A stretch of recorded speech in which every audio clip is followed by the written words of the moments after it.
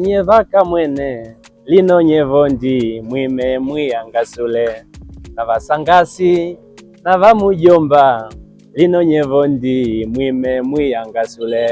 Naam, karibu sana mtazamaji wa Asili Yetu TV popote pale ulipo, tunatumaini mzima wa afya. Na leo bwana tuko kitaani, niko na mwamba mwenyewe. Unaitwa nani? Bwana kwa majina kabisa naitwa Johnson Loden Ngilangwa. Alimaarufu kama Mswam Loden. Mswambe? Mswam Loden. Maana yake nini hapo? Mswam Loden. Hii Mswam inamaanisha mtoto wa Loden wa kiume. Okay. Ni Mswam. Okay. Ni msanii wa nyimbo za kiasili zaidi. Naam. Kwa nini tumechagua kuimba nyimbo za kiasili? Nimechagua kuimba nyimbo za asili kwa sababu moja. Sababu ya kwanza kabisa ni kudumisha asili yetu ya Kibena. Okay. Wabena tumekuwa tukipoteana sana. Wabena tumekuwa Uswahili umekuwa ni mwingi sana. Umeona? Mtu unaweza kama hivyo, yani wote mnakuta ni Wabena, mmekuwa mnaongea Kibena vizuri, lakini unakutana na mtu kama hivyo, unamwongelesha Kibena hajui, amesahau baadhi ya maneno, anaanza kuuliza tena unamaanisha nini wakati mmekuwa pamoja. Umeona? Kwa mimi nimefanya huu muziki at least wakumbushe vijana wenzangu. Umeona? Wakumbushe vijana wapi tumetoka na nini tunatakiwa kufanya. Okay. Ngoma yako ile ya Twiyangasule. Naam. Tulifikiria nini hasa? Kwa sababu mule umesema wajomba, mashangazi na uligusa kwenye hengo ambazo zipo. Sahihi kabisa. Tulifikiria nini hasa?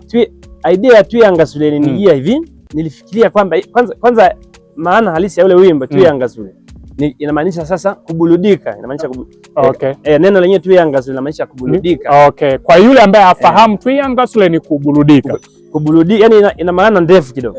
Twiyangasule ni kubuludika, kucheza, kujiachia bila kujibana sasa. Alafu bila woga pia.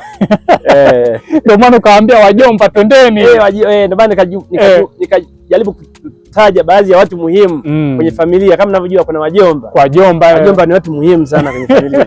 Kuna mashangazi ni watu muhimu. Kwenye shughuli hawa watu usipowazingatia ni kesi. Unaweza hata ukatoza mbuzi. Okay. Umetisha sana. Nyimbo hii wakati tunaanza maandalizi ya kuiandika tulitumia muda gani?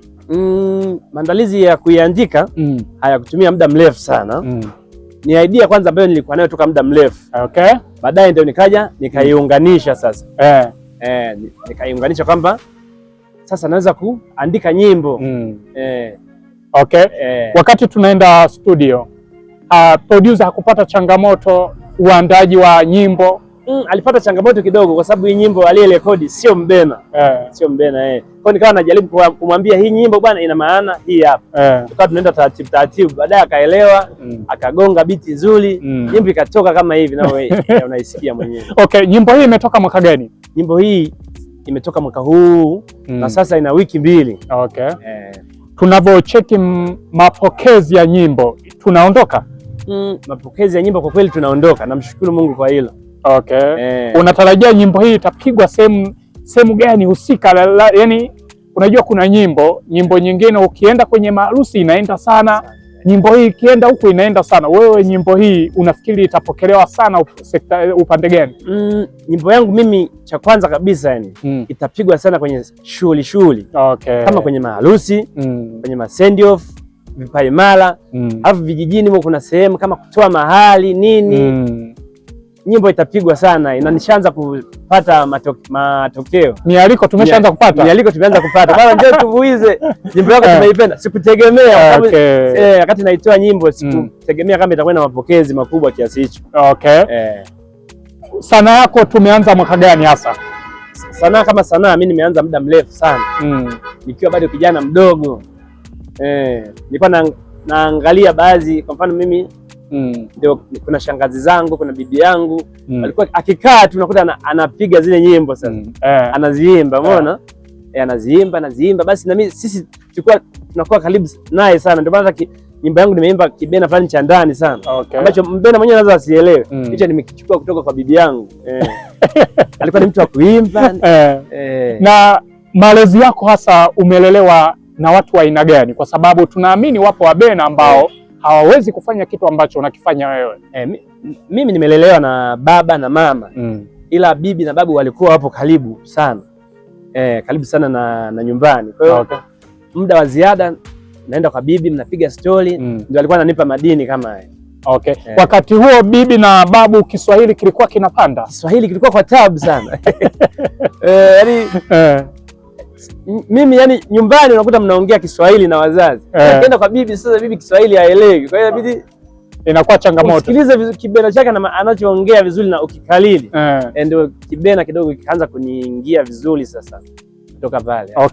Unadhani kwa nini zamani Wabena tulikuwa tukizungumza lugha ya Kibena sehemu, mfano labda mimi nimetoka hapa nimeenda Dar es Salaam nikazungumza Kibena, naona yani kama haiko sawa hivi, au tulikuwa tunaficha, ila sasa hivi mkoani Njombe kama watu wanakuja sasa kasi sana, hasa hawa wasanii ambao wameamua kulitangaza kabila lao kwenye mitandao ya kijamii. Naam.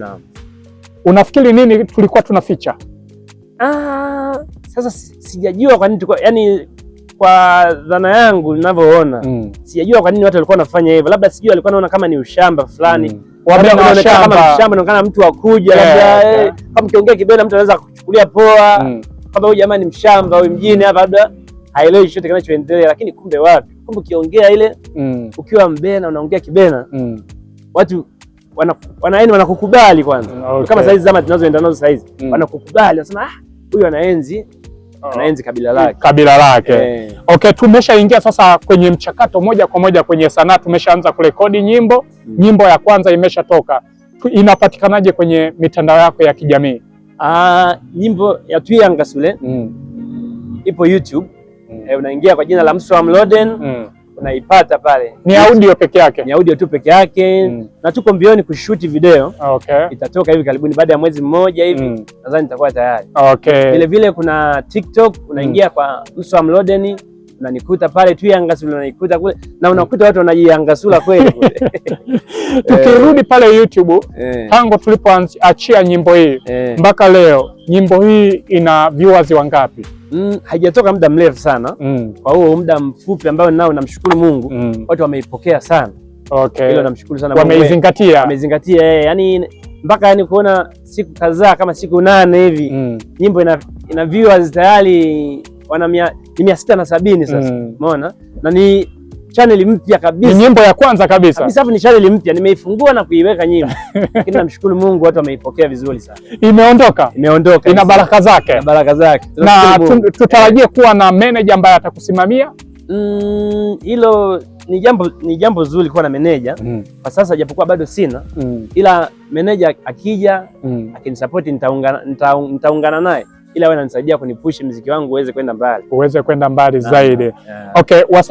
Msanii gani ambaye anaimba nyimbo za kiasili unamkubali sana wewe binafsi kwa hapa mkoani? Kwa hapa mkoani Njombe kuna MC Mgeni. Anafanya vizuri sana. Ni mtu pekee ambaye ameniinspire sana. Baada ya kuona anafanya vitu hajakutafuta bwana mdogo, hii Twiyangasule inakuaje hii?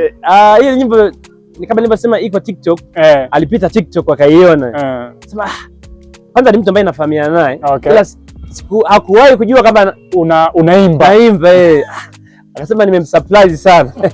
Bwana sikutarajia kabisa kama lakini umetoa nyimbo nzuri sana hapo kwa mara ya kwanza. Umetoa nyimbo nzuri sana utakuja kutoa, yani ameona kama nitakuja nitoe kitu kikali zaidi ya hichi. Tukiachana na sanaa, shughuli gani ambazo wewe binafsi unazifanya? Hapo ndo kwenye maokoto sasa, kwa sababu haya ndio yanatufanya tuonekane wajanja. Mimi najishughulisha na biashara. Biashara ya hardware. Yes to hardware hapa stendi ya zamani. Ndio ipo mnapopatikana. Tunapatikana Yes to hardware stendi ya zamani. Material yote wanapata hapa, watu wanakuja simenti, bati, nondo, masinki, vifaa vya maji, vyote material. Yani kwa ujumla material yote ya ujenzi yanapatikana hapa. Yes to hardware. Umetisha sana. Unadhani kwa nini wasanii wengi wanashindwa kutoka sehemu moja kwenda sehemu nyingine? Kwa asilimia kubwa kinachokwamisha wasanii ni kipato. Maana unaweza kuwa na idea, una nyimbo nzuri, unashinda hata kuingia studio kurekodi. Ila sauti nzuri unayo, unaimba vizuri, ila uchumi ndio unakwamisha wengi. Okay. Naam. Hicho ndio changamoto kubwa. Changamoto kubwa ni uchumi. Ujumbe wako sasa kwa hawa wasanii wa aina hii? Sanaa kwanza inahitaji nini ili uweze kufanikiwa kwenye sanaa yako? Ili uweze kufanikiwa, kwanza ni juhudi. Kwanza inabidi uongeze juhudi kwenye shughuli zako za kila siku. Okay. Ongeza juhudi. Uwekezaji tunazungumzia. Okay. Wekeza, pata chochote. Unaweza umepata hela kidogo, tunza. Maana siku hizi watu vijana wengi saizi hela zinaishia tu kwenye starehe, hata hawaweki kabisa. Okay. Bado unataka uwe msanii. Wao wanajiwekeza kama hivyo, wanapata chochote wanaweka, inaweza itawasaidia kuingia studio, watarekodi kama hivyo, nyimbo itaenda, mziki wenyewe utaongea, utakulipa wenyewe. Okay. Tunavyoona sasa kwenye mziki wako, tutarajie Wabena mwaka huu tunapata surprise gani kutoka kwako? Aidha ni uzinduzi wa albamu nzima au inakuwaje? Kwa sasa, kwa sababu bado kuna vitu bado navipika. Tamko rasmi bado sijalitoa. Bado. Ila nawaambia watarajie makubwa sana. Vitu vya moto vinakuja. Vinakuja. Okay. Dakika 10 zimetutosha kabisa kupiga story na wewe. Nikupe nafasi, sema sasa na mashabiki zako. Okay, nashukuru sana mashabiki zangu kwa kunisapoti. Mswa Mloden hapa. Na nyimbo yangu ya Tuyangasule inaenda sana, mmeipokea vizuri. Naomba muendelee kusapoti mziki huu wa Kibena wa asili kabisa, asili yetu ya Njombe. Utaenda vizuri. Na kuna nyimbo tunazisikiliza huku Njombe ambazo hata hatuelewi maana yake. Tunasikiliza nyimbo za Kisafwa. Wakina Wamwiduka wanatuburudisha, ila hatuelewi anamaanisha nini. Ila ikipigwa tunacheza sana. Natamani tuendelee kusapotiana ili hata mziki wetu wa Kibena ukasikilizwe hata kwa Wasafwa kule. Okay. Sio kwa Wasafwa tu, upite sehemu mbalimbali. Taifa zima, yani wajue, dunia itambue kwamba Njombe kuna watu. Kuna kina Saida Kaloli, nyimbo zao zinapigwa huku tunazisikiliza vibaya mno. Lakini hatuelewi nini anamaanisha. Ila wote tukisapotiana, nyimbo zetu za Kibena zitaenda mbali, taifa zima atatusikia Wabena kutoka Njombe kwamba na sisi ni wa moto sana. Shukrani sana. Tukumbushe kwenye mitandao ya kijamii kwa yule ambaye anataka sasa kwenda kwa ajili ya kutazama, subscribe kwenye channel yako ya YouTube. Okay, YouTube pale ingia, andika Mswa Mloden. Utanikuta pale, subscribe, share pale.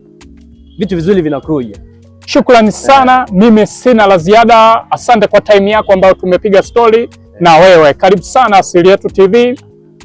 Asante sana na pia la mwisho kabisa la kuongeza, naomba watu wa follow mtandao wa Asili Yetu TV. YouTube wanapatikana Asili Yetu TV, TikTok wanapatikana Asili Yetu TV kwa habari nzuri na za motomoto. Shukrani sana. Bwana, mzingatie Justo Hardware, wanapatikana stendi ya zamani hapa yanapotokea mabasi kwenda Makambako. Tazama upande wa juu utakuta kabisa bango kubwa kabisa Justo Hardware. Hakikisha unawazingatia hapo. Bidhaa ambazo zinapatikana ni mabidhaa mbalimbali yanayohusiana na ujenzi, tunamaanisha rangi, simenti, sinki za chooni, mazagazaga ya kila aina. Kwa hiyo ukiwazingatia utakuwa umetisha sana na utakuwa una enjoy huduma hizi. Mteja akija kununua tunampelekea anapelekewa kabisa. Kwa waliopo Njombe mjini tunawapelekea, na siku moja tunatoa ofa, wateja watakuwa wanaburudika hapa na Tuyangasule. Umetisha sana. Mimi nikutakia kila laheri. Asante sana. Shukrani sana. Karibu sana mtazamaji wa Asili Yetu TV. Mimi naitwa Uncle G, bado tuko Justo Hardware ambao tunapiga story na wadau mbalimbali ambao wako hapa, lakini pia niko na mtu muhimu sana kwa msanii wangu ambaye tumemkuta hapa, tunaamua naye tupige naye story, atujuze nini mapokeo kutoka kwa msanii wake au kwa mlezi wake imekuwaje. Karibu sana Asili Yetu TV kwa mara nyingine tena. Of course ni washukuru sana Asili Yetu TV na hapa ndio umeingia kwenye kisiwa cha Asili Yetu sisi Wabena. Okay. Kwa sababu hii ya Tuyangasule ni nyimbo ambayo kijana wangu, rafiki yangu, ndugu yangu, kwa sababu muda mwingine mtu unaweza kuongea naye kama mtoto, kama mkubwa wako, lakini muda mwingine naweza nikaongea naye kama mjomba. Sababu mimi nijitambulishe kwanza, mimi ni mdau wa muziki wa kizazi kipya, muziki yote duniani ninayoimba, lakini hii raha aliyokuja nayo bwana mdogo Yanga Sule hii imenivutia sana kwa sababu sikutegemea kwamba huyu kijana angeweza kutoka na usmart wake ulivyoona akaimba wimbo wa Kibena. Hata wengine studio wanashangaa, hii jamaa kuna naimba wimbo wa Kibena na ile ngoma ingekuwepo hapa tungepigwa bwana Asili Yetu TV tungecheza hapa. Kwa kweli wimbo ni mzuri. Kwa hiyo niwaalike ndugu zangu wana nyanda za juu kusini, Wabena wote, Wahehe, Wapangwa, tushirikiane tuimbe huu wimbo pamoja. Na kwenye wimbo huu ametuheshimisha sana sisi wakina mjomba. Kwa hiyo hicho nimekipenda. Kwa hiyo chaguo lake mimi kwangu kama mdau wa muziki Wanging'ombe na mkoa mzima wa Njombe tumefurahi sana. Kwa sababu tuliamini kabisa mtu wa mjini bwana ataimba nyimbo za Bongo Flava. Mambo yalikwenda. Lakini kingine nilichopenda kwenye mavazi yake, uchaguzi wa mavazi ni nyimbo ambayo unaweza kuangalia ukiwa na watoto wako, mama mkwe, mama, baba, binamu, mjomba. Unaangalia wimbo wake unafurahia kabisa. Nachosema ni kitu kimoja, akaze buti. Okay, umekuwa ni mdau ambaye unasapoti sana vipaji ya nyanda za juu kusini. Tumeona kwa yule msanii wako mwingine ambaye naye sasa hivi anafanya vizuri. Kwa huyu tunavyomtazama sasa huyu inabidi niingie kichwa na miguu. Huyu ni kichwa na miguu kwa sababu anaweza kabadilika katuma na wajomba kaja. Lakini pia anaweza katuma na rafiki yake akaja. Lakini pia kikubwa zaidi uwezo alioonyesha kwenye wimbo huu. Kwa hapo nimeingia kichwa na miguu. Kwa maana na mida kama hii nipo hapa, nilikuwa napitia nyimbo zake, napitia naangalia wadau nini wanasema. Kila mtu anasema say tu Yanga Sule. Na tunataka size wa bei na tukivuna parachichi tuseme nyeva tubile tu Yanga Sule. Uza viazi tuenda kwenye harusi Yanga Sule. Lakini umehangaika umekuja umenunua nondo hapa, umenunua kila kitu hapa, kwa nini na nini? Ukifika nyumbani unasema nimeshaweka nyumba yangu tu Yanga Sule. Hapa ni kwa kabisa. Na mtu mwingine hapa, yani wateja wanapokuja tunawapigia burudani ya tu Yanga Sule kwa Jazz Studio. Maisha yanaenda tu.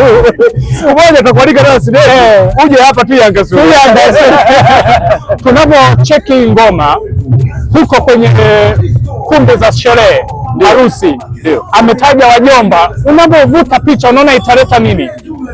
Ikipigwa tu wajomba tu Yanga Sule. Yaani wajomba kwanza watasimama, wajomba wote watasimama, wajomba, binamu, shangazi, kwa sababu ameheshimisha. Wao kwenye kiti sasa hakuna atakayekaa. Yaani wote watasimama. Watasimama tu Yanga Sule. Umenipa furaha sana. Nikupe nafasi sasa, sema na wewe ni mdau wa wasanii mkoa wa Njombe au nyanda za juu kusini. Ujumbe wako sasa kwa wasanii wote, waige nini kutoka kwake? Cha kwanza ni mpambanaji. Kama hivi anamiliki ofisi kubwa kama hili Jazz Studio. Lakini muziki unataka pesa. Pesa itapatikana vipi? Ni uaminifu, nidhamu ya pesa na kujituma. Kwa sababu unapoenda studio hutaenda kukopa. Ukienda kukopa studio una kipato. Nani producer hata kutolea ngoma kali, ila ukienda unajitambua, umenyoka, upo smart, inshallah mambo yatakuwa mazuri sana. Kwa hiyo ni wasanii wa nyanda za juu kusini. Nikushukuru sana Asili Yetu. Tunasema mara nyingi, lakini kikubwa wasanii wote wajitambue, wapambane, wapige kazi. Muziki utamfikisha mbali. Tumepiga story vya kutosha. Mdau wa nyanda za juu kusini upande wa wasanii ametuwakilisha vizuri. Mimi bwana nikushukuru sana. Asante sana Asili Yetu. Asante. Barikiwe sana.